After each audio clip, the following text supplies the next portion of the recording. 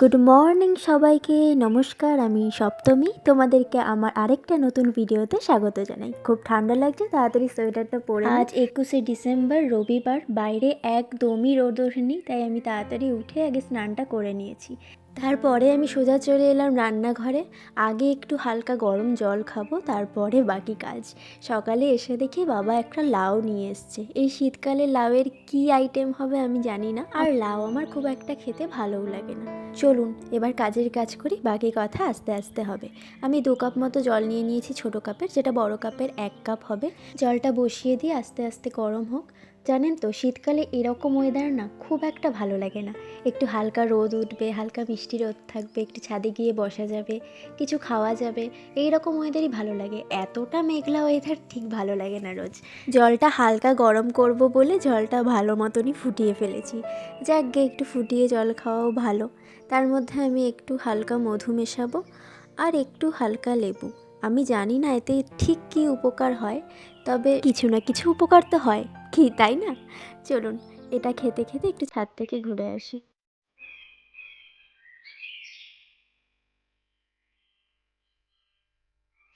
আজ রোদ না ওঠার কারণে এই কমলা লেবুর খোসাগুলোও আর ছাদে রোদে দেওয়া হলো না।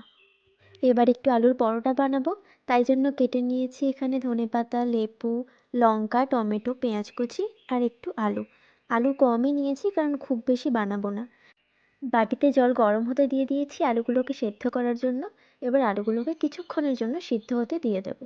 আমি ছোট ছোট করে দিয়েছি আলুর কুচিগুলো, যাতে তাড়াতাড়ি সেদ্ধ হয়ে যায়। আলুর পরোটা বানানো খুবই সোজা, কম বেশি সবাই জানেন। আমি অতটা প্রফেশনালি জানি না, কিন্তু যেভাবে জানি নিজের মতন করেই বানাচ্ছি। আলুটা সেদ্ধ হয়ে গেছে। এবার ওই পেঁয়াজ আর টমেটোটা আমি একটু তেলে সাঁতলে নিয়েছিলাম, সেটাই দিয়ে দিলাম। আর ধনেপাতা কুচি আর লঙ্কা দিয়ে ভালো করে আলুটাকে মাখিয়ে নিয়েছি। কিছুটা আটা আমি মেখে নিয়েছিলাম, সেটাই এখানে 4 ভাগ করে আমি নিয়ে নিয়েছি। এই আটাটাকে এইভাবেই গোল গোল করে ঘুরিয়ে আলুটা ভেতরে ভরতে হয়, এটাই আমি দেখেছিলাম ভিডিওতে। আগে 4-5 বার বানিয়েছি, কিন্তু অনেক দিন বানানো হয়নি। আর এই আলুর ডোটা ভরে আটাটা লাগানোর সময় যে আমার কী ঝামেলা হয়। তবে আলুটা আমি একটু বেশি করেই দিই, কারণ আমার আলুর পরোটার মধ্যে আলুটা বেশি করে থাকলে খেতে ভালো লাগে। তাই জন্য দেখুন আটার গোল্লাটা কত বড় হয়ে গেছে। যাই হোক, এইভাবে 4টে আমি বানিয়ে নিয়েছি। যতটা ঝামেলা মনে করেছিলাম অতটাও ঝামেলা নয় আলুর পরোটা বানানো, কি বলুন? এবার হালকা করে এগুলো বেলে একটু করে সাদা তেল বা ঘিতেও ভাজতে পারেন।